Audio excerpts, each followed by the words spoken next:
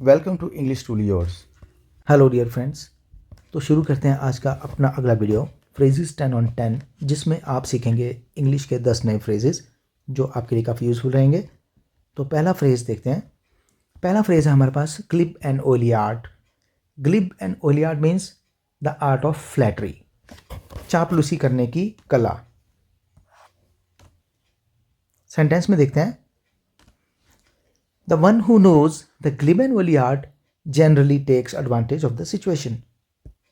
जिस बंदे को ग्लिब एंड ओली आर्ट आता है, चापलूसी की कला आती है, द आर्ट ऑफ फ्लैटरी आता है, he generally takes advantage of the situation, वो सिचुएशन का फ़ायदा उठा ही लेता है। मीठी मीठी अच्छी अच्छी बातें करके, चापलूसी करके वो सिचुएशन का फ़ायदा ले ही लेता है। Glib and oily art, the art of flattery. Next phrase है हमारे पास, to make head or tail of something. Head or tail, किसी बात का मीनिंग समझने की कोशिश करना। To make out the meaning of something, मतलब समझने की कोशिश करना। सेंटेंस के थ्रू देखते हैं। I couldn't make the head or tail of what he was saying. जो भी वो कह रहा था, I couldn't make the head or tail of it, मुझे तो इसका कोई सिर पैर समझ नहीं आया, मतलब मैं उसका मतलब समझने की कोशिश करता रहा लेकिन मतलब समझ में नहीं आया। आई couldn't make the head or tell, सिर पैर कुछ समझ में नहीं आया, उसका मतलब पता ही नहीं लगा। वॉट ही वॉज सेइंग, जो भी वो कह रहा था। तो ये to make head or tail of something, to make the head or tail of something. Next phrase है हमारे पास, a snake in the grass. घास में छुपा हुआ सांप, वैसे ही छुपा हुआ शत्रु। A hidden enemy, an enemy pretending to be a friend, जो दोस्त की तरह प्रिटेंड कर रहा है, बन रहा है, लेकिन एक्चुअली वो एनिमी है, छुपा हुआ शत्रु। सेंटेंस में देखते हैं। राजेश और विक्की दो दोस्त हैं। विक्की राजेश का दोस्त है, लेकिन विक्की चुपके से उसके अगेंस्ट काम करता रहता है और वो दुश्मन की तरह एक्ट कर रहा है। और विक्की फिर क्या हुआ, a snake in the grass. Rajesh was cheated by Vicky, Vicky ने राजेश को चीट किया। विक्की जो कि उसका ही दोस्त था, who had been secretly working against him, वो सीक्रेटली उसके अगेंस्ट काम कर रहा था।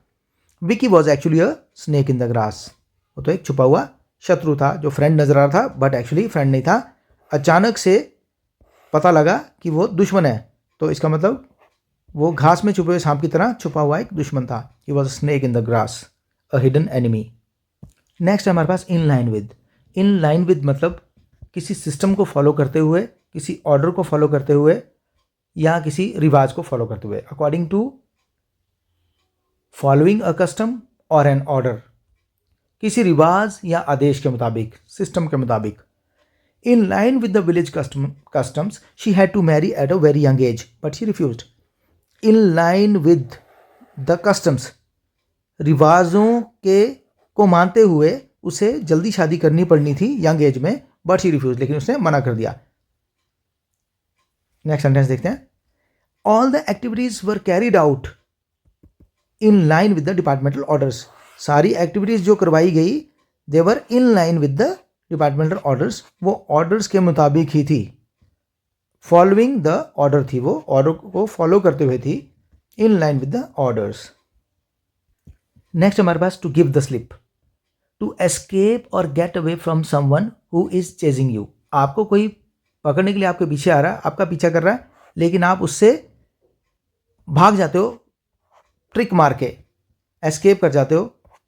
तो देखते हैं कैसे। चकमा देकर भाग निकलना या भाग जाना, हिंदी में जिसे हम कहते हैं। सेंटेंस को देखेंगे। The burglar gave him the slip and hid behind a tree in the garden. चोर का पीछा कोई कर रहा है, चोर जो है, the burglar gave him the slip, उसने उसे चकमा दे दिया। And hid behind a tree in the garden, और गार्डन में एक पेड़ के पीछे छुप गया।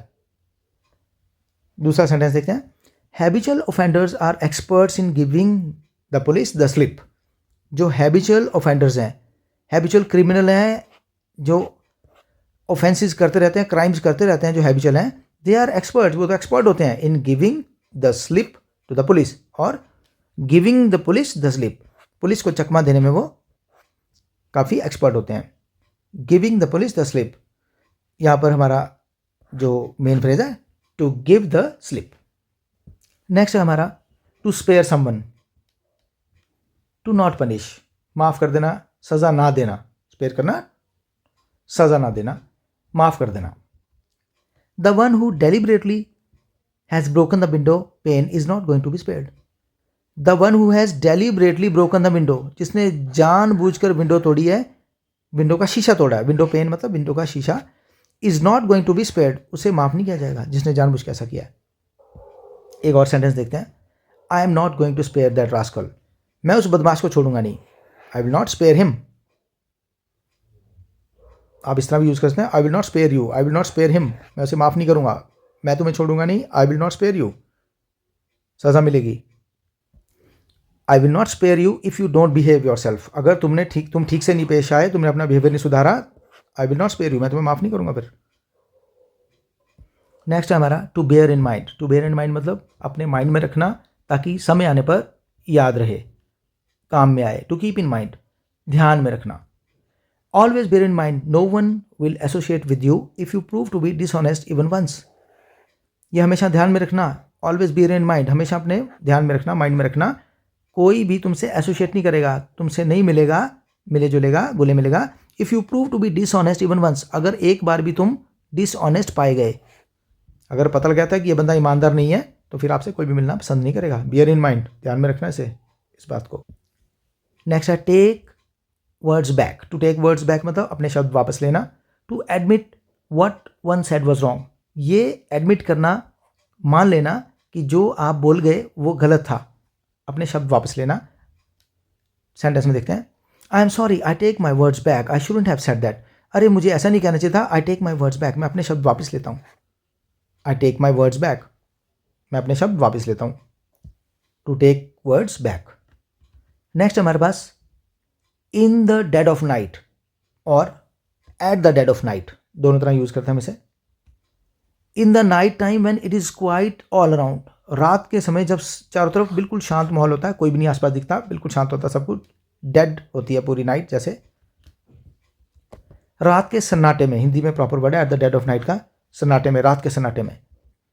The thieves stole the whole ATM at the dead of night, चोरों ने पूरा का पूरा एटीएम ही उठा लिया, पूरी मशीन ही लेके चले गए वो eight the dead of night, रात के सन्नाटे में, जब वहाँ कोई नहीं था, रात को चोर ही थे सिर्फ, और वो एटीएम की पूरी मशीन ही उठा कर ले गए। नेक्स्ट हमारा a cat and dog life. A cat and dog life मतलब हमेशा झगड़ने वाली स्थिति में रहना, कैट और डॉग हमेशा झगड़ते रहते हैं। A life of frequent quarrels and fights, लगातार झगड़े होते रहना, बातों का झगड़ा और हाथ पैर चला के झगड़ा, झगड़े होते रहना, फाइट्स होते रहना, क्वर्ल्स होते रहना। The newly married couple started living a cat and dog life after few months, कुछ ही महीनों के बाद न्यूली मैरिड कपल कैसे रहने लगा, started living like a cat and dog, a cat and dog life, they started to live a cat and dog life and divorce finally, और finally फिर उनका डिवोर्स हो गया। They started living a cat and dog life after few months, लगातार झगड़े करने वाली life. तो ये थे फ्रेंड्स आज के हमारे 10 फ्रेजेस। मुझे उम्मीद है कि आपको अच्छे से समझ में आए होंगे। इनको रिवाइज़ कीजिए और अपनी लैंग्वेज का हिस्सा बनाइए, जहाँ ज़रूरत पड़े वहाँ पे इनको ज़रूर यूज़ कीजिए, सिचुएशन देखकर माइंड में लाइए कि कौन सा कहाँ पे फिट हो सकता है, प्रैक्टिस कीजिए, अपनी लैंग्वेज को बेहतर बनाइए। Thank you, thanks for watching and don't forget to subscribe to the channel. Thank you.